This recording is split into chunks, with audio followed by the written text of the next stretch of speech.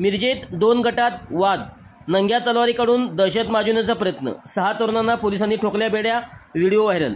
मिरजेमध्ये 2 गटामध्ये झालेल्या वादावादीत नंग्या तलवारीकडून तरुणाची दहशत माजवण्याचा प्रयत्न झाल्याची घटना घडली आहे।